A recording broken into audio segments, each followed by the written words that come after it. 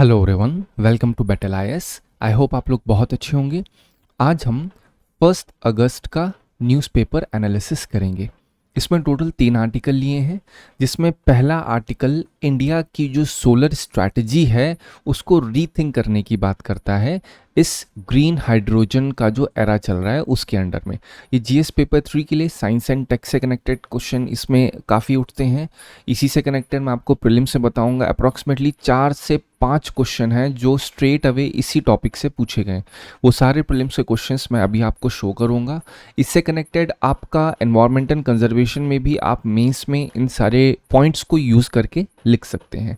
Next article बात करता है India US trade and diplomatic relations के ऊपर। जीएस पेपर 2 इंटरनेशनल रिलेशन का हिस्सा है।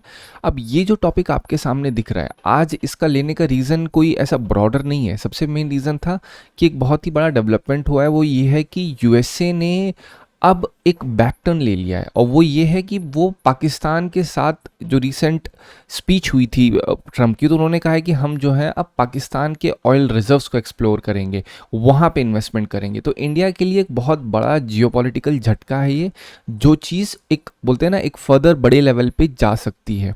इस वजह से ये आर्टिकल रिलेवेंट है। इसके की पॉइंट्स एज सच निकालने वाले नहीं है, ये अब चलता ही रहेगा। इस पर एडिटोरियल बहुत सारे आएंगे, इस पर बहुत सारी ऐसे भी पॉइंट्स आएंगे जो आपको लगेगा क्या ये रेलेवेंट है या नहीं है। बट मैं आपको सिंपल पहली बात तो पूरी न्यूज़ समझा दूंगा। न्यूज़ समझाने के बाद मैं आपको बताऊंगा क्या आप पेपर में डाल सकते हो। इश्यूज और सोल्यूशन कनेक्ट कर दूंगा इसके साथ में।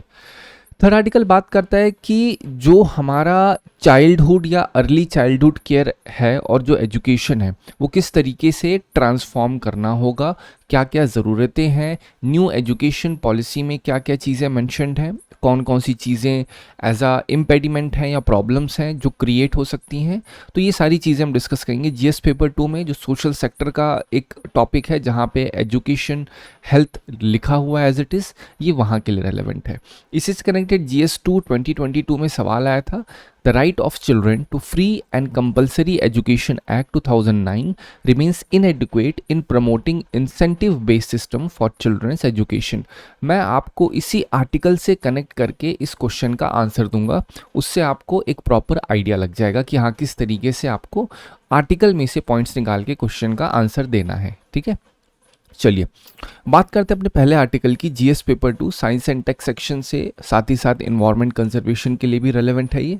इसमें क्या है क्या है, पहले आपको एक कॉन्टेक्स्ट बताऊं। आप सबको पता है कि इस समय जितना भी ग्लोबल एफर्ट है पूरी दुनिया में, सब की सारी की मैक्सिमम कंट्रीज अपने क्लाइमेट टारगेट्स को मीट करने में लगी हुई हैं। क्लाइमेट टारगेट्स क्या है? पहला क्लाइमेट टारगेट जब भी है तो पेरिस एग्रीमेंट आपके दिमाग में आना चाहिए। वहाँ पे क्या है, 1.5 डिग्री सेल्सियस 2 डिग्री सेल्सियस से ज़्यादा गर्म नहीं होना चाहिए। फिर क्योटो प्रोटोकॉल हो गया। ठीक है, यहाँ पे क्या है, ग्रीन हाउस गैसेस जो होती हैं उनके एमिशन को कम करने की बात हुई है। तो जितना भी ग्लोब है, ग्लोब में जितनी कंट्रीज हैं वो सब अपने क्लाइमेट टारगेट्स को मीट करने में लगी हुई हैं और ट्रांजिशन करने में लगी हैं सस्टेनेबल एनर्जी की तरफ। और इसी में क्वेश्चन उठता है कि भैया जो हमारा एक कन्वेंशनल मेथड है, कन्वेंशनल मेथड क्या है, जो सिलिकॉन फोटोवोल्टिक पैनल्स होते हैं, जिस तरह से आप सिंपल सी भाषा में सोलर पैनल आप देखते हो, तो सोलर पैनल जो बने होते हैं वो उसमें सिलिकॉन का यूज़ होता है। तो ये आर्टिकल डिस्कस कर रहा है जो हम सिलिकॉन का इतना यूज़ कर रहे हैं वो उतना ज़्यादा क्या ज़रूरी है, क्या उससे उतनी ज़्यादा एफिशिएंसी हमें मिलेगी या इतनी मिल जाएगी कि हम अपने जो क्लाइमेट के टारगेट्स हैं वो मीटअप कर लेंगे।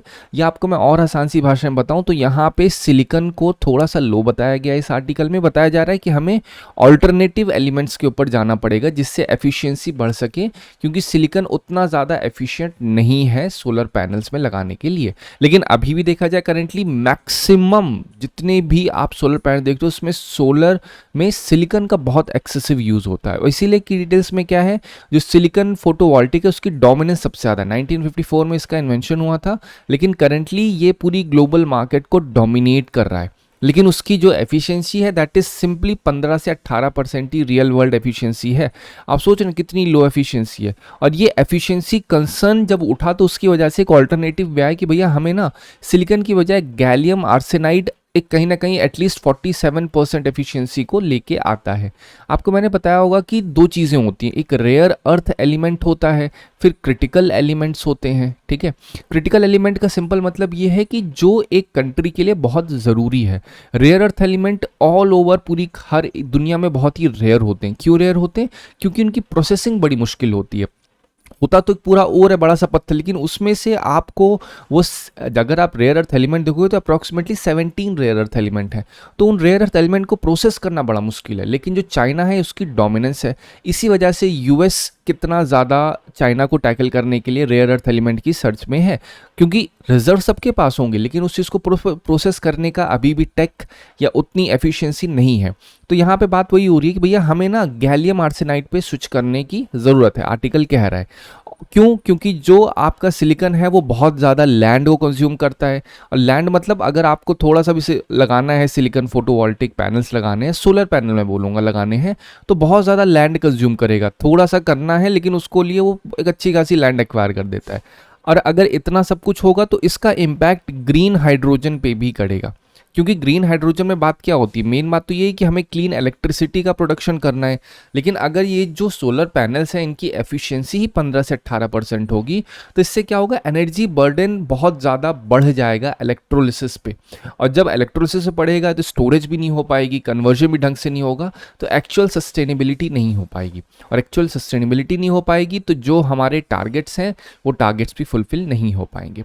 अब इसी के साथ कुछ ऑल्टरनेटिव, ये तो मैंने बताया कि भैया जो ग्रीन टेक्नोलॉजी है, बोलते हैं ना, क्या लिखा है? Why the world needs better green technology. मतलब बेटर मतलब कुछ ना कुछ तो ग्रीन टेक्नोलॉजी होंगी। तो ग्रीन टेक्नोलॉजी क्या है? सिलिकॉन बेस्ड फोटोवोल्टिक जो यूज करते हैं हम लोग।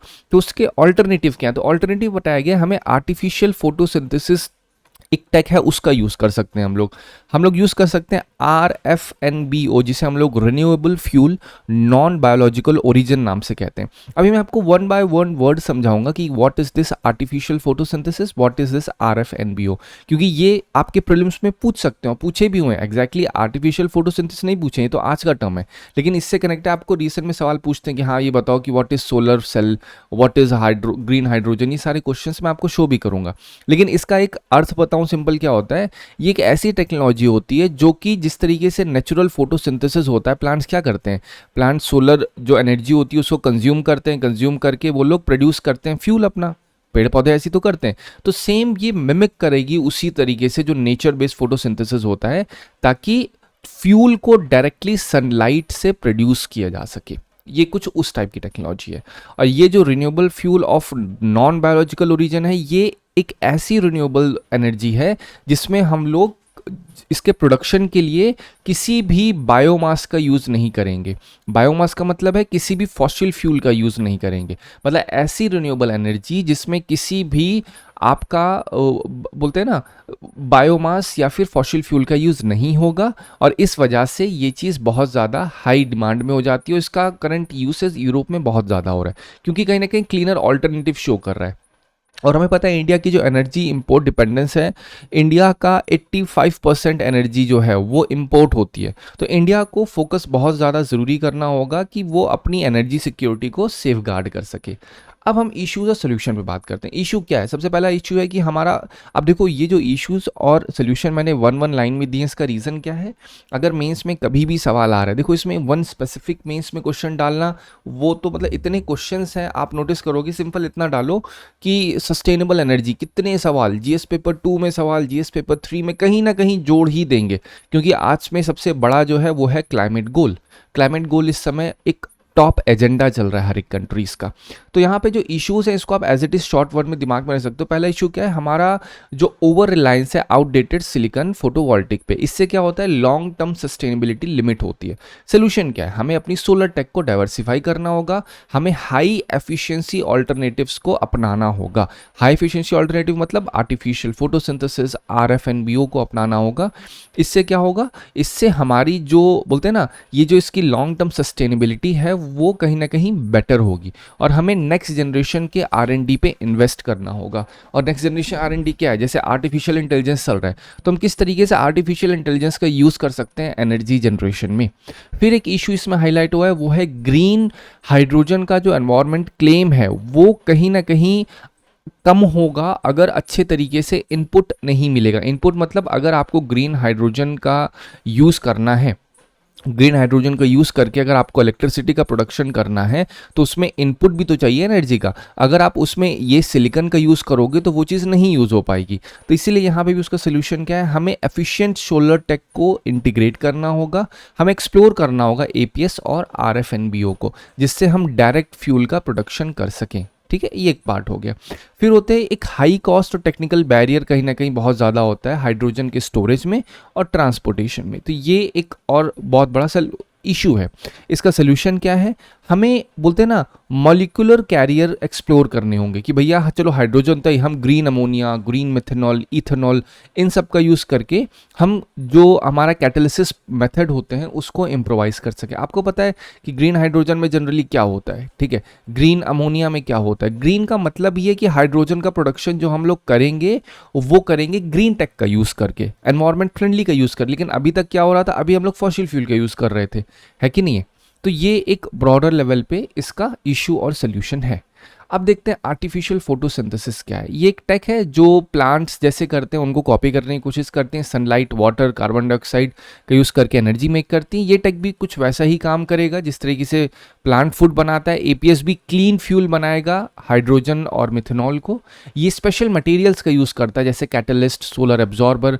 ये इन शॉर्ट आर्टिफिशियल फोटोसिंथेसिस मतलब प्लांट की तरीके से काम करके प्लांट एनर्जी बनाते हैं, ये फ्यूल्स बनाएगा। ठीक है, अभी भी इसका पोटेंशियल टेस्ट हो रहा है। इस वजह से ये चीज़ आपके क्वेश्चन में डाल सकते हैं कि भैया क्या ये जो एनर्जी का सोर्स है या फिर जो आर्टिफिशियल फोटोसिंथेसिस का मतलब क्या होता है। तो ऐसे क्वेश्चन दे सकते हैं, what do you understand by, consider the following statement with respect to artificial photosynthesis. तो 4 ऑप्शन में कुछ एक्सप्लेनेशन दे देंगे। एक दे देंगे artificial photosynthesis mean when plant try to mimic, या फिर सेकंड दे देंगे भैया आर्टिफिशियल फोटोसिंथेसिस, मतलब 3 के 3 गलत कर देंगे, लेकिन एक में ऐसा लिखेंगे कि artificial photosynthesis is a tech in which green fuels are produced like hydrogen and methanol। तो ऐसे कर करके आपको वो कंफ्यूज करेंगे, बट सही ऑप्शन आपका क्या होगा जब आप इसका कॉन्टेक्स्ट समझ पाएंगे। क्योंकि ऐसे क्वेश्चन कई बार पूछे हैं, बहुत बार इस तरह से क्वेश्चन पूछे हैं, वो एक कोई टेक डालते हैं, टेक डाल के उससे कनेक्टेड 4 स्टेटमेंट दे, तो आपको पता होना चाहिए कॉन्टेक्स्ट क्या है। फिर renewable fuel of non biological origin, ये मैंने आपको ऑलरेडी बता दिया। ऐसे फ्यूल्स जिसमें फॉसिल फ्यूल का यूज़ नहीं हो रहा है, किसी भी बायोमास या प्लांट का यूज़ नहीं होगा, ये ऐसे इस तरीके से इलेक्ट्रिसिटी का वो बनते हैं, मतलब इलेक्ट्रिसिटी का प्रोडक्शन उन रिन्यूएबल एनर्जी सोर्सेज से करते हैं जो कि बायोमास और प्लांट बेस्ड नहीं है। तो क्या है, क्या सोलर कोई बायोमास है? नहीं। क्या विंड कोई बायोमास है? नहीं। तो इन दोनों का यूज़ करके जब एनर्जी या फिर फ्यूल का हम लोग प्रोडक्शन करें, उन्हें हम लोग कहते हैं renewable fuel of non biological origin. ठीक है, अब इसका हमें यूज़ इसलिए क्योंकि ये स्टोर और ट्रांसपोर्ट करने में मदद मिलते हैं, फ्यूल फॉर्म में मदद कर सकते हैं हमारे लिए। यूरोप ऑलरेडी इस चीज़ पे वर्क कर रहा है, इंडिया इस चीज़ में अडॉप्ट कर सकता है ताकि वो भी अपनी क्लीन फ्यूल टेक्नोलॉजी को और अच्छे से अपग्रेड कर सके। करंटली हम लोग देख रहे हैं अमेरिका के साथ किस तरीके से टसल चल रहा है। तो हम लोग अपनी जो बोलते हैं ना हमारी मार्केट, फ्री ट्रेड एग्रीमेंट्स हम डिफरेंट कंट्रीज़ के साथ करें, तो ज़रूरी हो जाता है कि हम इस क्लीन टेक को भी एक्सप्लोर करें, जिससे हम साथ ही साथ इसमें भी डेवलपमेंट कर सकें। अब समझते हैं फोटोवोल्टिक सेल होती क्या है। फोटोवोल्टिक सेल को हम लोग जनरली सोलर सेल भी कहते हैं। ये ऐसी डिवाइसेस होती हैं जो लाइट एनर्जी को, मतलब सन की रेस को डायरेक्टली बिजली में बदल देती हैं। ठीक है, ये किससे बने होते हैं फोटोवोल्टिक्स? ये बने होते हैं सेमीकंडक्टर मटेरियल जैसे सिलिकॉन, आपको मैंने बताया। और यूटिलाइज क्या करते हैं, ये फोटोवोल्टिक इफेक्ट से इलेक्ट्रिसिटी को जनरेट करते हैं। आपको पहले बता दिया, ऐसे पैनल लगा होगा, सोलर की किरणें आएंगी, उसको तुरंत ही कन्वर्ट कर देगा इलेक्ट्रिसिटी में। इसी को कहते हैं फोटोवोल्टिक सेल, सोलर सेल भी कहते हैं। सिलिकॉन फोटोवोल्टिक्स क्या होता है वो ऑलरेडी मैंने, क्योंकि देखो पहले मैंने आपको फोटोवोल्टिक बताया, अब सिलिकॉन फोटोवोल्टिक क्या है। जो सिलिकॉन से फोटोवोल्टिक बने होगा वो क्या करेगा, सनलाइट को इलेक्ट्रिसिटी में कन्वर्ट कर देंगे। ये चीज़ें मैंने आपको ऑलरेडी बता दी। कल को गैलियम फोटोवोल्टिक्स बोल सकते हैं, तब भी आपको पता होना चाहिए। मेन चीज़ वर्ड क्या है, फोटोवोल्टिक। इसका अर्थ समझो, फोटोवोल्टिक्स, फोटो मतलब होता है लाइट, वोल्टिक्स मतलब एनर्जी। तो इससे आप कहीं ना कहीं कनेक्ट कर सकते हैं अपने दिमाग में। ठीक है, सोलर पैनल्स ही होते हैं टेक्निकली। अब 22 में सवाल आया था, consider the following statement, Gujarat has the largest solar park in India.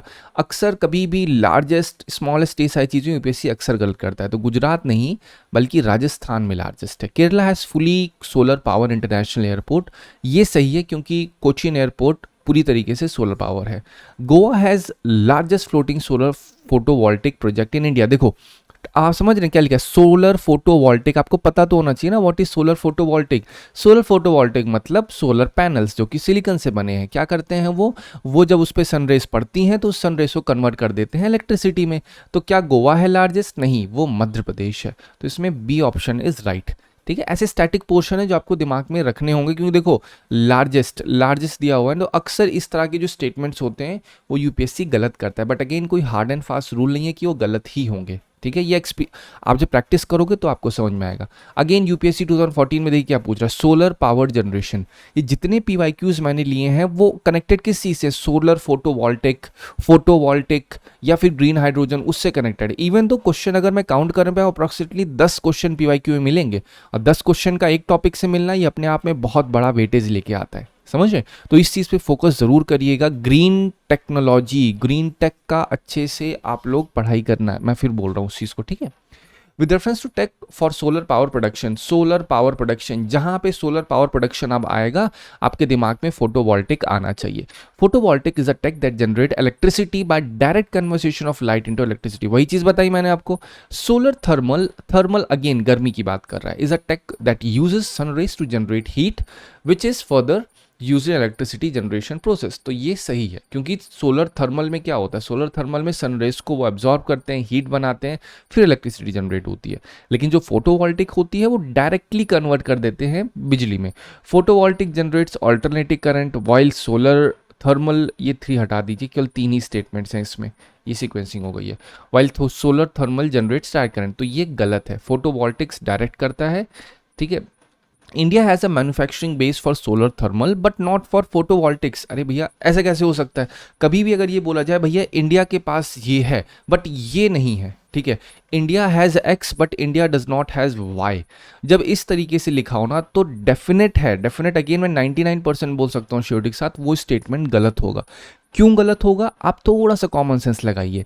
India इतनी डाइवर्सिफाई वाली कंट्री, इतनी डाइवर्सिटी है इंडिया में, क्या होगी ही नहीं वो चीज़? ऐसा कैसे हो सकता है? जनरली बोलते हैं कि इंडिया में ये रेयर अर्थ एलिमेंट मिलेंगे बट दूसरे नहीं मिलेंगे, ऐसा भी नहीं हो सकता। क्या एकदम श्योरिटी से यूपीएससी को ही पता है? ये सब चीज़ों तो जियोलॉजिकल सर्वे ऑफ इंडिया को पता होगी, जो जियोलॉजिस्ट होंगे उनको पता होगी, तो कैसे यूपीएससी बोल रहा है? तो गलत करने के तरीके होते हैं। तो इसमें statement one is only right, ठीक है। चलो 2018 के प्रीलिम्स में सवाल आया हुआ, आप देखें सब कुछ मैंने सोलर पावर प्रोडक्शन से लिया है। ये भी देखिए कहाँ पे आया था, सोलर पावर प्रोडक्शन 2014-2018 में, solar power production in India following, यहाँ पर भी कुछ ना कुछ वैसे ही पूछा गया है। India is the third largest in the world in manufacture of silicon wafers used in photovoltaics units. Photovoltaics unit का मतलब समझ लो सोलर पैनल्स। क्या सिलिकॉन वेफर्स का प्रोडक्शन इंडिया में थर्ड है? आंसर इज नहीं, अभी भी हम लोग इंपोर्ट कर रहे हैं। आपको बताया ना मैंने शुरुआत में एग्जांपल दिया, 86% एनर्जी हम इंपोर्ट कर रहे हैं, तो भैया थर्ड लार्जेस्ट कैसे बन जाएंगे? The solar power tariffs are determined by Solar Energy Corporation of India. कभी भी एक चीज़ ध्यान रखिए, एक और आपको मैं सॉल्व करने का तरीका बताता हूँ। अगर कभी कोई स्टेटमेंट लिखा है सोलर पावर टैरिफ डिटरमाइन करता है सोलर एनर्जी, तो लग रहा है बहुत सही है कि नहीं? क्योंकि आपको सोलर पावर यहाँ मिल रहा है, सोलर एनर्जी यहाँ मिल रहा है, तो ये चीज़ गलत है। यूपीएससी अक्सर क्या करता है, क्वेश्चन को एब्सोल्युटली राइट साउंड करवाता है कि नहीं? जैसे बोला जाए आपसे भैया ऐसा है कि जैसे सोलर वाला लिखा है तो सोलर में वो लोग डाल देंगे सोलर वाले टर्म, या बोल देंगे भैया एक काम है कि इलेक्ट्रिसिटी से कनेक्टेड कोई चीज़ होगी तो वहाँ पे इलेक्ट्रिसिटी बोर्ड डाल देंगे, तो लगेगा हाँ इलेक्ट्रिसिटी बोर्ड है तो इलेक्ट्रिसिटी वाला काम ही तो करेगा ना। आपको लग रहा है solar Energy Corporation of India, तो ये काम तो करेगा ही ना सोलर पावर टैरिफ वाला, बट ये वैसा काम नहीं करता है, ठीक है। अक्सर ऐसी ही गलतियां करते हैं जहां पे फेवरेबल जैसे लग रहा है कि ये इसी की मीनिंग को डिस्क्राइब कर रहा है, बट वो गलत होता है अक्सर। तो इसमें नाइदर 1 नाइदर 2 इज राइट, ठीक है। नेक्स्ट क्वेश्चन, आप देख रहे हैं मैंने कितने क्वेश्चन ले लिए, 1 2 3, ये चौथा क्वेश्चन है, ठीक है। सिर्फ मैंने 4 ही क्वेश्चन लिए, लेकिन यहाँ पे और भी बहुत, ये 2023 का क्वेश्चन है। With reference to green hydrogen consider following statement, it can be used as fuel for internal combustion. Yes, it can be used, it can be blended with natural gas and used as fuel for heat and power generation. yes it can be। जहाँ जहाँ कोई भी एक green take हो या कोई ऐसी technology हो जब डेवलपमेंट स्टेज में हो तो उसकी पॉसिबिलिटीज बहुत ज़्यादा होती है, तो उसमें कैन आए तो समझिए हाँ चांसेस हैं, हो सकते हैं। It can be use in hydrogen fuel to run vehicles, बिल्कुल इट कैन बी यूज। तो इसमें ऑल 3 आर करेक्ट, राइट। चलो अब बढ़ते हैं हम लोग नेक्स्ट आर्टिकल पे। इस आर्टिकल में बहुत ज़्यादा नहीं है, बट सिर्फ एक न्यूज़ है जो आपको मैं कन्वे करूंगा, लेकिन उस न्यूज़ में भी मैं कुछ पॉइंट्स डाल दूंगा जो मेंस में आप लिख सकते हैं। अगर कोई मेंस में अपियर हो रहा है तो ये पॉइंट्स आप यूज़ कर सकते हैं कभी भी, कोई अगर आपका जियो पॉलिटिकल इंटरनेशनल रिलेशन से क्वेश्चन आया हुआ है। तो क्या कह रहे हैं, इंडिया यूएस ट्रेड और डिप्लोमेटिक रिलेशन में क्या हुआ है। इस आर्टिकल में जो इंडिया यूएस का टेंशन है वो किस तरीके से इंक्रीज हो रहा है। रिसेंटली जो डोनाल्ड ट्रंप ने क्रिटिसाइज किया है इंडिया की इकोनॉमिक टाइज जो रशिया के साथ है, मतलब अमेरिका को हमेशा से एक प्रॉब्लम है रशिया के साथ कैसे डील कर रहे हो, ठीक है, तो उस चीज़ को क्रिटिसाइज किया है। ब्रिक्स मेंबरशिप को, जो रिसेंटली आपकी कौन सी ब्रिक्स समिट हुई थी, रिकॉल को 17th ब्रिक्स समिट हुई थी, कहाँ पे हुई थी, तुरंत आपके दिमाग में आना चाहिए, रिकॉल करिए, तुरंत आपको बताया था ब्राजील रियो डी जेनेरियो में हुई थी। 16th कहाँ पे हुई थी, तुरंत आपको मैं 2 सेकंड का समय दो, रिकॉल करिए, रशिया कजान में हुई थी। 2025 में ही क्वेश्चन पूछा गया था 16 ब्रिक्स समिट कहाँ हुई थी। फिर वहाँ पे एक थीम दिया गया था, थीम में उन्होंने एक मल्टी सेक्टोरल था, लेकिन उन लोगों ने चेंज करके वो लाइन ही पूरी चेंज, सिर्फ वो वर्ड चेंज किया था जिससे वो थीम गलत हो गया। फिर उसमें स्टेटमेंट डाला था कि उसके कौन कौन से परमानेंट मेंबर्स ऑफिशियली ज्वाइन हुए, तो ये क्वेश्चन था, तो इस वजह से आपको दिमाग में पता होना चाहिए। 18th ब्रिक्स समिट अब कहाँ होगी, ये इंडिया में होगी। तो ट्रंप को दिक्कत है ब्रिक्स समिट से, इसीलिए जब ब्रिक्स समिट हुई थी मैंने आपको उसी समय आर्टिकल समझाया था, ट्रंप ने कहा है हम 500% तक टैरिफ लगा देंगे अगर ब्रिक्स वालों ने डी डॉलराइजेशन किया, अगर हमारे डॉलर की जो करेंसी है अगर उसका इस्तेमाल करना बंद कर दिया तो समझ जाओ भैया 500% का हम टैरिफ लगा देंगे। तो ये सारी चीज़ें कहीं ना कहीं ट्रंप को बहुत दिक्कत करती हैं, और इसी के हेड में उन्होंने क्या किया, 25% का टैरिफ आज 1 अगस्त से चालू हो चुका है इंडियन इंपोर्ट पे। अब दिक्कत क्या हुई, पहली चीज़ तो इन्होंने बोला कि भैया इंडिया पे टैरिफ इसलिए लगा रहे हैं क्योंकि इंडिया ट्रेड सरप्लस में है, मतलब यूएस से जितना सामान आता है उससे ज़्यादा यूएस सामान ले रहा है इंडिया से, है कि नहीं। मान लो इसको दूसरे टर्म में समझा जाए तो इंडिया जो है यूएस को पे कर रहा है 100 रुपये, बट यूएस से इंडिया को मिल रहा है अप्रॉक्सीमेटली 200 रुपये, तो 100 रुपये हम लोग सरप्लस में है कि नहीं। तो इससे दिक्कत हो रही है, तो वही सेम चीज़ कह रही है, ट्रेड सरप्लस है यूएस का, किसके साथ, इंडिया के साथ। 41 बिलियन है इंडिया के फेवर में, तो कहा भैया जो 41 बिलियन है ना ये कम होगा, तो जो एक्स्ट्रा 41 बिलियन मिल रहा है इसमें से अब आपको टैरिफ लगाना पड़ेगा, तो 41 बिलियन घट के क्या पता 10 से 12 बिलियन बच जाए, ये भी तो पार्ट है ना। तो ये एक रीज़न है जो कि ट्रंप ने रिसेंटली, बोलते हैं ना ये एक इम्पैक्ट है जो होने जा रहा है, हो पड़ेगा इसका इम्पैक्ट, ठीक है। इन ट्रंप ने इस चीज़ को एक्यूज किया इंडिया को कि भैया ट्रेड और एनर्जी रिलेशनशिप जो रशिया के साथ कर रखे हो। प्लस ट्रंप ने कहा कि भैया हम तो टैरिफ उतने नहीं लगा रहे, लेकिन इंडिया के टैरिफ्स बहुत हाई हैं, ठीक है। उन्होंने नॉन मॉनेटरी ट्रेड बैरियर्स बहुत लगा रखे। नॉन मॉनेटरी ट्रेड बैरियर क्या होते हैं, ऐसे बैरियर जहाँ पे पैसा ना इन्वॉल्व हो, बट इनडायरेक्ट वे में जो यूएस के बिजनेस हो वो इन्वर्सली या फिर निगेटिवली इम्पैक्ट हो, ये होते हैं non monetary barriers. Plus Trump ने कहा कि जो ब्रिक्स में पार्टिसिपेशन हुआ ये एंटी अमेरिकन है, ये भी हम इसको सपोर्ट नहीं करते, तो 25% का एडिशनल टैरिफ पेनल्टीज उन कंपनीज पे भी लगा है जो इंपोर्ट कर रही हैं ईरान से या फिर रशिया से स्पेसिफिक कुछ ऑयल्स, ठीक है, ये चीज़ आई है। इसी के साथ ट्रंप ने एक और पासा खेला, भाई साहब ये क्या कह रहे हैं कि अब हम यूएस और पाकिस्तान के साथ एनर्जी पैक्ट करेंगे। यूएसए को पता है पाकिस्तान का इंक्लाइनेशन चाइना की तरफ, लेकिन फिर भी वही सेम काम अब यूएस भी कर रहा है जो चाइना करता। चाइना क्या करता था, इंडिया को सामने से ना फेस करके वो पाकिस्तान को सपोर्ट करता था, तो सेम अब यूएसए भी कर रहा है। यूएसए क्या कह रहे हैं, चलो हम तुमसे डायरेक्टली नहीं करेंगे, हम पाकिस्तान को साथ सपोर्ट करते हैं। तो ट्रंप ने क्या कहा, हम यूएस पाकिस्तान के साथ एग्रीमेंट करेंगे ऑयल रिजर्व्स को एक्सप्लोर करने में। और इवन दो ट्रंप ने बात भी कही, देखो पढ़ो यहाँ पे क्या लिखा है, अगर आप थोड़ा सा इसको पढ़ेंगे, एक second let me see if it can B zoomed out, नहीं जूम नहीं हो रहा, बट फिर भी मैं आपको बता दे रहा हूँ क्या लिखा था। उन्होंने कहा कि भैया क्या भरोसा कल को जो इंडिया का ऑयल है वो पाकिस्तान से आना शुरू हो जाए। आप सोचो कितना बड़ा सरकाज़म है ये, मतलब ये ट्रंप कह रहे हैं इंडिया को लेकर के कि हम इन शॉर्ट पाकिस्तान में इतना इन्वेस्टमेंट करेंगे कि ये एक ऑयल एक्सपोर्टिंग कंट्री बन जाए, तो इंडिया भी इसी से ऑयल को खरीदेगा। तो ये चीज़ ट्रंप का कहना है इंडिया को बहुत ज़्यादा हाईलाइट कर देता है, इंडिया के जो जियोपॉलिटिकल टेंशन्स है वो और बढ़ने के चांसेस हैं। लेकिन फिर भी इंडिया गवर्नमेंट ने कहा भैया इंडिया एज यूजुअल एक बहुत ही बड़ा ब्राइट स्पॉट है ट्रेड में, हम सबके साथ लेके चल रहे हैं, इस वजह you don't have to think so much about us. तो ये रिस्पॉन्स भी है पीयूष गोयल का कि भैया इंडिया एक ब्राइट स्पॉट है ग्लोबल इकोनॉमी में। इंडिया की जो ग्लोबल ट्रेड पार्टनरशिप है हमने और स्ट्रेंथन की है। यूएई, यूके के साथ अभी रिसेंटली आपको मैंने बताया था, सीपेक के ऊपर बताया था, कॉम्प्रहेंसिव इकोनॉमिक पार्टनरशिप के ऊपर मैंने बताया था, सेटा के ऊपर बताया था, सारी चीज़ें एक्सप्लेन की थी। क्या किया था हमने? हमने इंडिविजुअल डील्स कर रखी यूके के साथ, भैया हम आपके साथ इन सेक्टर्स से ट्रेड फ्री, मतलब पूरी तरीके से कोई टैरिफ नहीं लगाएंगे, आप सिर्फ इंपोर्ट एक्सपोर्ट करो आप लोग, है कि नहीं है। तो EFTA economic free trade agreement हमने साइन किया। फ्री ट्रेड एग्रीमेंट मतलब क्या होता है? फ्री ट्रेड एग्रीमेंट मतलब आप एक्स कंट्री हो, आप वाई कंट्री हो, आपको अगर एक्स का वाई में भेजना है तो वाई वाले कोई पैसा नहीं लगाएंगे जो कस्टम होते हैं, वाई को एक्स पे भेजना है तो एक्स वाले कोई टैरिफ नहीं लगाएंगे। तो ये बेसिक मतलब होता है। साथ ही साथ इंडिया ने कहा है भैया हम अपने डोमेस्टिक स्टेक होल्डर्स को प्रोटेक्ट करेंगे, फार्मर्स, MSME और एक्सपोर्टर्स को, प्लस जो इंडिया का विकसित भारत 27 का गोल है सेल्फ रिलायंस का, वो चीज़ प्रमोट करेंगे। इसी वजह से करेंटली इंडिया में हम लोग नोटिस कर रहे हैं कितने बड़े लेवल पे डिफेंस प्रोडक्शन हम लोग खुद से कर रहे हैं। क्यों? क्योंकि यूएसए का नहीं पता, सेम जो टेक यूएसए हमको सप्लाई कर रहा है, क्या पता कल को पाकिस्तान को सप्लाई करना स्टार्ट कर दे। रशिया को हम बहुत ही बड़े लेवल पे एक अपना अप करंट सिचुएशन में पार्टनर नहीं मान सकते। उसके पीछे रीज़न है, रशिया कभी हमारे अगेंस्ट नहीं जाएगा, लेकिन फिर भी क्या है, रशिया और चाइना का बहुत क्लोज रिलेशन है। तो अगर हम कभी पाकिस्तान के अगेंस्ट जाने की कोशिश करेंगे और अगर चाइना उसके अगेंस्ट होगा तो ज़रूरी नहीं रशिया हमारे फेवर में आएगा। तो हम कहीं ना कहीं सेल्फ रिलायंस वाला जो टॉपिक है वो खड़ा हो जाता है, भैया हमें खुद में सेल्फ रिलायंट बनना होगा।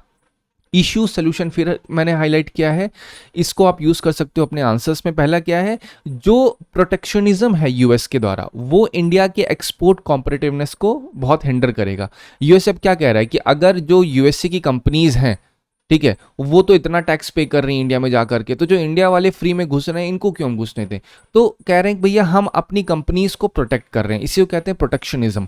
अब इसका सोल्यूशन क्या है? सोल्यूशन ये हमें ट्रेड पार्टनरशिप को डाइवर्सिफाई करना होगा, different multilateral, unilateral, bilateral agreements करने होंगे कंट्रीज के साथ, जो हमने किए भी हैं, ठीक है। फिर इश्यू है कि political targeting due to India Russia energy ties, ये भी एक इश्यू है। कौन टारगेट हुआ? मतलब इंडिया टारगेट हुआ यूएसए में, जब ये चीज़ को स्पेसिफिकली हाईलाइट किया, भैया हमें दिक्कत है कि क्यों तुम रशिया से ऑयल खरीद लो। इंडिया ने बहुत स्पेसिफिकली हाईलाइट किया, भैया हमारी एनर्जी डिमांड है, हमारी 140 करोड़ की पॉपुलेशन है, हमें उनकी बोलते हैं ना नीड्स को फुलफिल करना है। तो आप होते कौन बीच में बोलने वाले यार, हमारी वो तो हमारी डील है, हम अपनी कैसे अपनी पॉलिसीज बनाएंगे। तो ट्रंप कहीं ना कहीं ये ऑटोक्रेटिक डिक्टेटर बनने की कोशिश कर रहे हैं कि ये सोच रहे हैं ना मैं जो बोलूँगा वो होगा, हर जगह अपना फेवर लेने के लिए, नहीं मैं because of me I have stopped war. जैसे you must have heard that thing ना बहुत रिसेंटली कि नहीं मैं वॉर रुकाया, मैं रुका। तो ट्रम्प भी वही सेम चीज़ करना स्टार्ट कर चुके हैं। और फिर क्या है, ट्रेड डेफिसिट का जो प्रेशर है यूएसए की तरफ से, वो भी एक बहुत बड़ा इश्यू है, क्योंकि अभी हम थोड़ा बहुत ट्रेड सरप्लस में है, मतलब हम एक्सपोर्ट ज़्यादा कर रहे हैं यूएसए को, इंपोर्ट उतना नहीं कर रहे हैं। तो उनको दिक्कत है, भैया जो एक्सपोर्ट तुम कर रहे हो ना हमारी मार्केट में आकर के सामान जो बेच रहे हो इतना महंगा, अब मार्केट महंगी हो जाएगी, तो तुम पहले अच्छे खासे टैरिफ दो। जब तुम अच्छे खासे टैरिफ दोगे तो एक कॉम्पिटिटिव प्राइस पे बात आ जाएगी। तो इस वजह से अब बोलते हैं ना एक फेवरेबल कंपटीशन होगा, उसके बाद डिसाइड करना। तो ऑब्वियसली बात है इंडियन को दिक्कत ही होगी इस चीज़ से, ट्रेड नीचे जाएगा। तो ये ट्रेड डेफिसिट का खतरा है। तो हमें एक बैलेंस ट्रेड एग्रीमेंट करना होगा, इन्वेस्टमेंट बेस्ड पार्टनरशिप भी यूएसए के साथ करनी होगी। और ऐसा नहीं है कि हम लोग बहुत इस चीज़ को वेलकम मूव कर रहे हैं, कंटिन्यूसली इंडिया के जितने भी डिप्लोमैट्स हैं वो कंटिन्यूस कन्वर्सेशन में है यूएसए में कि भैया आप किस तरीके से एक ऐसी चीज़, एक ऐसा टाई निकाला जा सके, पैक्ट बनाया जा सके जिसमें हम लोग एक आउटकम पे आ सकें, बजाय इस तरीके से टाइम वेस्ट करने के। इस तरीके से हम लोग बोलते हैं ना तुमने 10 दिया हम 20 देते हैं, ये ना होने पाए। चलो अब आते हैं अपने नेक्स्ट आर्टिकल पे। लास्ट आर्टिकल जीएस पेपर 2 में सोशल सेक्टर, एजुकेशन, हेल्थ उन सबसे रिलेटेड है। इस आर्टिकल में जो नेशनल एजुकेशन पॉलिसी है जिसमें early childhood care and education को रीशेप करने की बात की थी। न्यू एजुकेशन पॉलिसी में अर्ली चाइल्डहुड केयर क्या होती है? अर्ली चाइल्डहुड केयर जो आपका 0 से 6 साल का बच्चा होता है उसको अर्ली चाइल्डहुड केयर में डाला जाता है कि नहीं? तो कहा है न्यू एजुकेशन पॉलिसी में उसको रीशेप करने की बात हुई है। पर्टिकुलर देखा जाए तो जो प्री स्कूल एजुकेशन होता है, जैसे आपने नोटिस किया होगा बच्चा नर्सरी क्लास में जाने से पहले प्ले ग्रुप में जाता है, तो जो प्ले ग्रुप है ना उसी को हम लोग कहते हैं अर्ली वो व्हाट डू वी से एग्जैक्टली, अर्ली चाइल्डहुड केयर। ठीक है, 2 बार अर्ली हो गया। तो अर्ली चाइल्डहुड केयर आपने सुना हो, क्रेश होता होगा, क्रेश एक वर्ड है जहाँ पे बच्चों को एक प्ले ग्रुप में डाला जाता है, जहाँ सिखाया जाता है, बेसिक हैबिट्स डाली जाती है। इन शॉर्ट कहा जाए तो एक्लिमेटाइज किया जाता है बच्चों को कि स्कूल में कैसे रहना है। तो ये तो वहाँ होता है जब आपकी टायर 2 टायर जब आपकी सिटीज़ होती हैं वहाँ पे होता है, लेकिन गाँव में सब नहीं होता। गाँव में आंगनवाड़ी होते हैं, ठीक है। जो आंगनवाड़ी आप सुने होंगे, तो आंगनवाड़ी का काम क्या है पता है? आंगनवाड़ी प्ले ग्रुप ही है समझ लो, जहाँ पे बच्चों को एक प्रॉपर तरीके से एनवायरनमेंट दिया जाता है और वहाँ पे बच्चों को सिखाया जाता है ताकि वो तैयार हो जाएं नर्सरी में जाने के लिए डायरेक्टली आपका प्राइमरी स्कूल्स में, ठीक है। ये मतलब था। लेकिन न्यू एजुकेशन पॉलिसी में इसको रीशेप किया गया है। न्यू एजुकेशन पॉलिसी में कहा है भैया हर एक बच्चे को early childhood care and education मिलेगा बाय 2030। अब ये चीज़ कैसे मिलेगी? तो उन्होंने कहा है भैया जो 3 से 6 साल के बच्चे होंगे उनको आंगनवाड़ी में ना भेज के डायरेक्टली स्कूल में भेजा जाएगा। पहले क्या होता था, आंगनवाड़ी ही केवल इस एज ग्रुप को केटर करते थे 0 से 6 साल वाले जनरली। लेकिन अब क्या हो गया, अब हम ये कह रहे हैं, मतलब न्यू एजुकेशन पॉलिसी में ये चीज़ है कि भैया आप डायरेक्टली क्या है स्कूल भेजो। इसके पीछे रीज़न है क्योंकि जो पेरेंट्स होते हैं, माँ बाप को भी लगता है कि भैया जो प्री स्कूल एजुकेशन है ना, मतलब आंगनवाड़ी, वो उतना बेनिफिशियल नहीं है क्योंकि एजुकेशनल नहीं है वो। वहाँ पे कोई ऐसा एक बेनिफिट मिल नहीं पाता बच्चों को, बस सिंपल जाते हैं खेल कूद करके चले आते हैं। तो उनको चाहिए डायरेक्टली बच्चा जैसे स्कूल में पहुंचे सीधा एकदम किताब पढ़े, एकदम द हिंदू की समरी पढ़ना चालू कर दे, इंडियन एक्सप्रेस में वो सिनोनिम एंटोनिम समझे। तो मतलब पेरेंट्स की एक्सपेक्टेशन बड़ी हाई क्लास रहती हैं। एक दिन इंग्लिश मीडियम में पढ़ लो, नेक्स्ट डे से तो भाई साहब फर्राटा अंग्रेजी बोलो, ऐसा होता है। तो कहीं ना कहीं जो पेरेंट्स हैं वो आंगनवाड़ी को उतना ज़्यादा फेवर नहीं करते हैं। इस वजह से भी क्या हो रहा है, आंगनवाड़ी से स्कूल में माइग्रेशन हो रहा है। इससे क्या होगा, इससे हाई चांसेस ये कि बहुत ही अर्ली एज पे बच्चों का स्कूलिफिकेशन हो जाएगा। इससे क्या होगा कि बच्चों को शुरुआत से ही, भैया बोलते हैं ना हाथ में चम्मच बाद में पकड़ना, पहले आप पेन पकड़ लो, क्योंकि पेन पकड़ोगे तभी आईआईटी में जा पाओगे, तभी नीट निकाल पाओगे, तभी आईएएस आईपीएस बन पाओगे। मतलब सपने ऐसे हैं कि जिसको प्रैक्टिकलिटी से कोई संबंध ही नहीं है। इस सब भीड़ में पेरेंट्स एक चीज़ भूल जाते हैं कि भाई साहब बच्चा बच्चा है, अभी वो 6 साल के नीचे का बच्चा है, उसको कुछ नहीं पता है, तो एटलीस्ट उसको उसकी ना कॉग्निटिव डेवलपमेंट करना बहुत ज़्यादा ज़रूरी है। और डायरेक्टली पेन थमा दोगे तो नहीं होगा। तो ये चीज़ प्ले बेस्ड लर्निंग जो होती है वो नेग्लेक्ट हो जाती है इससे, क्योंकि स्कूल में क्या होगा, सीधा पेन पकड़ेंगे, A for apple, B for ball करेंगे। लेकिन जो आपका आंगनवाड़ी होता है वहाँ पे क्या होता है, वहाँ पे उसमें खिलाया जाता है, बोलते हैं ये 1 चम्मच, ये 2 चम्मच, ये ऐसे करके उनको नंबरिंग सिखाई जाती है, ABCD सिखाया जाता है। बच्चों को एक ऐसा एनवायरनमेंट दिया जाता है जहाँ पे विजुअलाइज कर सकें ताकि वो रेडी हो सकें स्कूल लाइफ के लिए। बट डायरेक्टली स्कूल लाइफ में घुसा दोगे तो कोई प्रॉफिट नहीं है ना। लेकिन ये आर्टिकल कहता है कि भैया हमें ना आंगनवाड़ी को रिलेवेंट रखना होगा, और आंगनवाड़ी में हम अभी अगेन ये तो नहीं कर सकते पूरा स्कूलिफिकेशन कर दें, बट हम वहाँ पे एजुकेशनल एक्टिविटीज़ को इनकॉर्पोरेट कर सकते हैं। जैसे स्कूल में डायरेक्टली आपका पेन पेपर पकड़ा देते हैं, तो यहाँ पे हम लोग आंगनवाड़ी में भी कुछ एजुकेशनल एक्टिविटीज़ का इंक्रीमेंट कर सकते हैं, जिससे पेरेंट्स थोड़ा बहुत इंक्लाइंड रहें, आंगनवाड़ी में भेजें। उसमें ये जो पोषण भी, पढ़ाई भी इनिशिएटिव है, इसका एम क्या है, इंटीग्रेट करना लर्निंग को आंगनवाड़ी के साथ। तो ये चीज़ कहीं ना कहीं हाईलाइट करती है कि हमको किस तरीके से आंगनवाड़ी को नेग्लेक्ट नहीं करना। उन्होंने कहा कि भैया 0 से 6 साल आंगनवाड़ी तक ठीक है, लेकिन 3 से 6 साल में स्कूल लेके चले जाओ, लेकिन जो 3 साल तक के बच्चे हैं उनको आंगनवाड़ी में ही छोड़ो, आंगनवाड़ी में उनको प्रिपेयर करवाया जाए कैसे आपको क्या करना है। वही सेम चीज़ यहाँ रखी गई है कि हमें आंगनवाड़ी को रीओरिएंट करना होगा। 3 साल तक के जो बच्चे हैं, होम बेस्ड इंटरवेंशन करना होगा, अर्ली ब्रेन डेवलपमेंट हो पाए। आंगनवाड़ी केवल बच्चों का नहीं डेवलपमेंट करते, बल्कि जो आपकी प्रेग्नेंट वुमेन्स होती हैं उनमें भी मदद होती है। घर पे जा कर के उनको सिखाया जाता है। अगर कुछ स्टडीज़ की बात करें येल में, फिर आपका बोलते हैं ना यूएस में, तो ये चीज़ दिखाते हैं कि लॉन्ग टर्म इम्पैक्ट इस चीज़ का काफ़ी सही है। हमें 3 साल तक के बच्चों को डायरेक्टली स्कूल मत भेजो, बल्कि जो प्ले ग्रुप होता है वहाँ पे जा करके उनको एक बोलते हैं ना उनका कॉग्निटिव डेवलपमेंट अच्छा होगा। ठीक है, जब बच्चा बोलते हैं ना अगर 3 से 6 साल के बीच अगर स्कूल हैंडल कर सकता है, तो आंगनवाड़ी को 3 साल तक और मैटरनल केयर पे फोकस कराना चाहिए। उसकी इंपॉर्टेंस नहीं कम होनी चाहिए। लेकिन करंटली आंगनवाड़ी के जो वर्कर हैं बहुत ही ओवरबर्डन है। ठीक है, अगर हमें ये शिफ्ट लाना है तो सबसे पहले हमें स्ट्रक्चरल सपोर्ट अच्छे से करना होगा, इनके बर्डन को कम करना होगा, और फोकस करना होगा कि बच्चों को किस तरीके से उनके ब्रेन का डेवलपमेंट करवाया जा सके और उनको रेडी किया जा सके आने वाले स्कूल लाइफ के लिए। ठीक है, रिलेवेंस आपको ऑलरेडी क्या है, ये सारे स्ट्रक्चरल शिफ्ट जो हैं ये इक्विटी और अर्ली एजुकेशन को प्रमोट करेंगे। प्री स्कूल को अंडर रिजर्व्ड जो बच्चे होते हैं, मतलब छोटे छोटे बच्चे होते हैं, लेबरर्स होते हैं, उनके बच्चों को प्री स्कूल नहीं मिल पाता। दे आर जस्ट लाइक कि हाँ चलो जहाँ जा रहे हैं माइग्रेट कर रहे हैं। तो इसके साथ एक इंटीग्रेटेड पॉलिसी भी होनी चाहिए। मान लो अगर एक लेबर बिहार का है, ठीक है, वो बैंगलोर में जाके रह रहा है, तो ये प्रॉब्लम नहीं होनी चाहिए कि बैंगलोर में वो अर्ली चाइल्डहुड केयर नहीं मिल पा रही उन्हें, क्यों? क्योंकि तुम बिहार के हो। तो ये सारी चीज़ें भी मैं आपको खुद से बता रहा हूँ, ये पॉइंट्स आप लिख सकते हैं अगर हमें childhood care, early childhood care को अच्छे से डेवलप करना है, क्योंकि ये हमारी डेमोग्राफी है। जो बच्चे पैदा हो रहे हैं डेमोग्राफी है, इन्हीं में से बच्चे आगे चल के स्टेम में जाएंगे। स्टेम के बारे में मैंने बताया था, STEM science, tech, engineer and mathematics. तो ये सब क्या है, ये कोई ना कोई फील्ड तो चुनेंगे ही ना बच्चे पढ़ करके। तो ये सब हमारी इकोनॉमी को और ज़्यादा रेडी टू गो बनाएंगे, हमारी एम्प्लॉयबिलिटी बढ़ेगी, हम लोग और अच्छे तरीके से स्किल को एक्वायर कर पाएंगे। लेकिन अगर बच्चों को अर्ली चाइल्डहुड केयर ही नहीं मिलेगी तो पढ़ाई सिर्फ पेपरों वाली होगी, कोई उसका पॉइंट नहीं निकल के आएगा। ठीक है, अब यहाँ पे जो पॉइंट कह रहे हैं कि जो हमारा अर्ली चाइल्डहुड केयर जिसको हम इंस्टीट्यूशनलाइज कर रहे हैं फॉर्मल एजुकेशन सिस्टम में, तो इससे देखो हमारा जो पोटेंशियल है या हमारा जो ऑब्जेक्टिव वो है cognitive, social and emotional development करना बचपन से ही, है कि नहीं? तो ये एक पहला बेनिफिट है। लेकिन इसी के साथ साथ हमें दूसरा बेनिफिट ये भी ध्यान रखना होगा कि एकदम स्कूलिफिकेशन भी ना हो जाए बच्चों का, कि तुरंत का तुरंत हो जाए।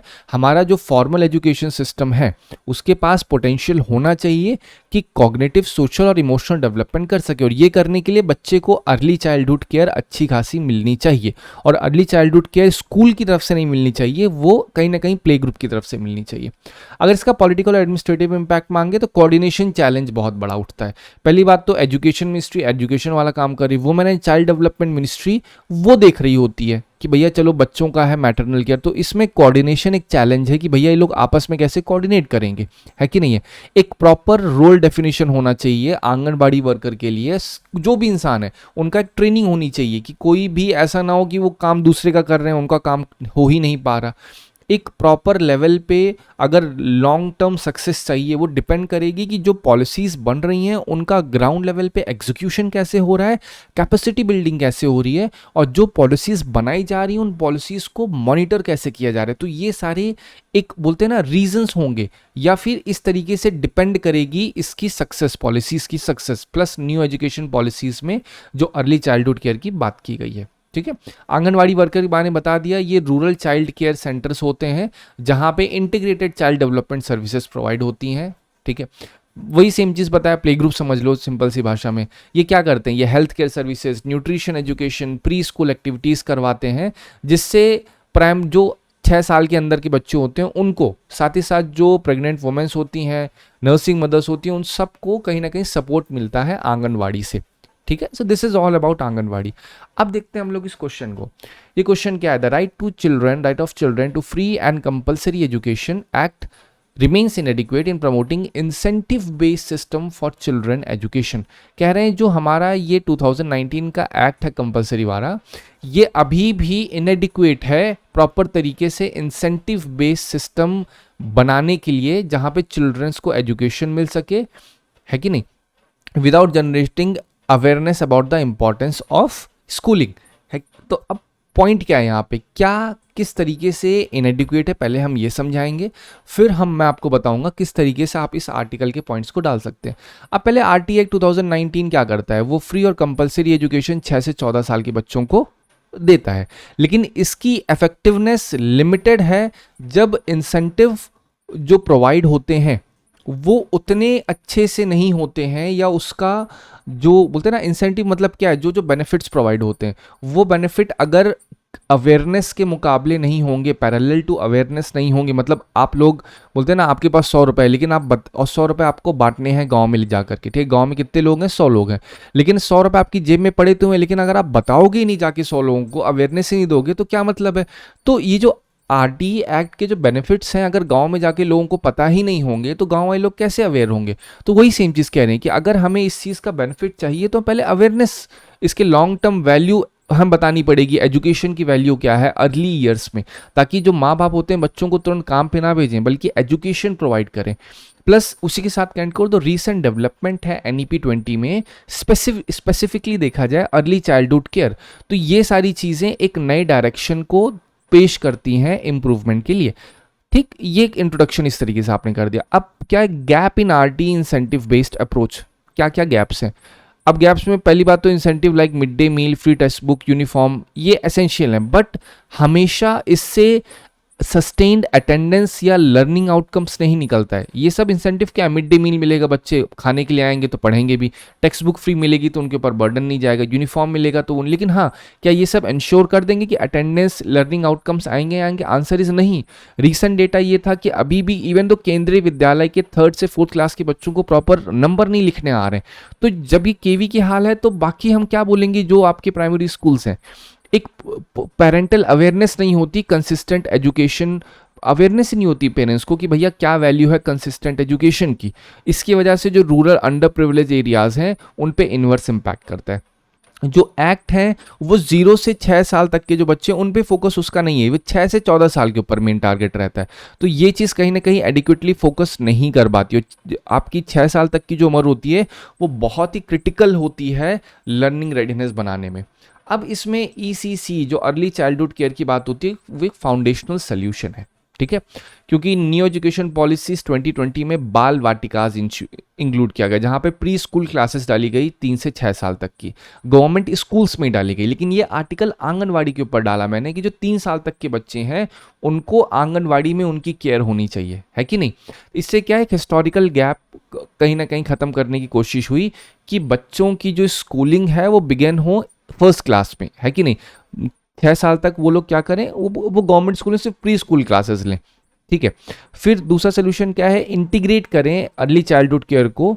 इंटीग्रेशन से क्या होगा, अवेयरनेस बढ़ेगी पेरेंट्स में, अवेयरनेस बढ़ने से एजुकेशन अर्ली स्टेज में सबको प्रोवाइड होगा। जो अर्ली चाइल्डहुड केयर है उसको प्ले बेस होना चाहिए, इंक्लूसिव लर्निंग, ये नहीं होना चाहिए पेन पेपर पढ़ा दो लिखो A B, ये सब साइंस है खाली। मैं आपसे बोलूं एप्पल, तो आपको क्या लग रहा है ये एप्पल जो वर्ड है क्या मतलब है एप्पल का, आपके दिमाग में सेब आएगा, आप APPLE नहीं करोगे।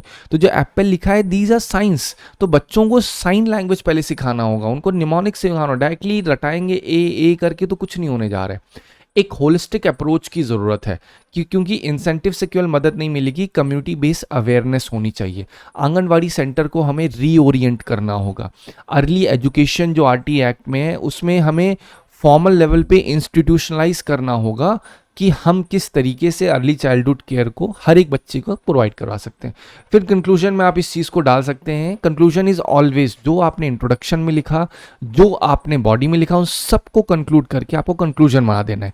जो इंसेंटिव RT एक्ट में है सपोर्ट तो करते हैं, लेकिन वो सब शॉर्ट फॉल होते हैं ट्रू एजुकेशनल एंगेजमेंट के लिए।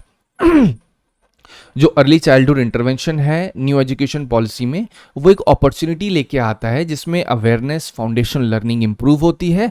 तो एक्ट कहीं ना कहीं इसे इन सारे रिफॉर्म्स को अच्छे से इनकॉर्पोरेट करना होगा, जिससे एक ऐसा कल्चर बन सके जिसमें स्कूल की जो वैल्यू है और मटेरियल सपोर्ट है वो और अच्छे से बढ़ सके, प्रमोट किया जा सके, ठीक है।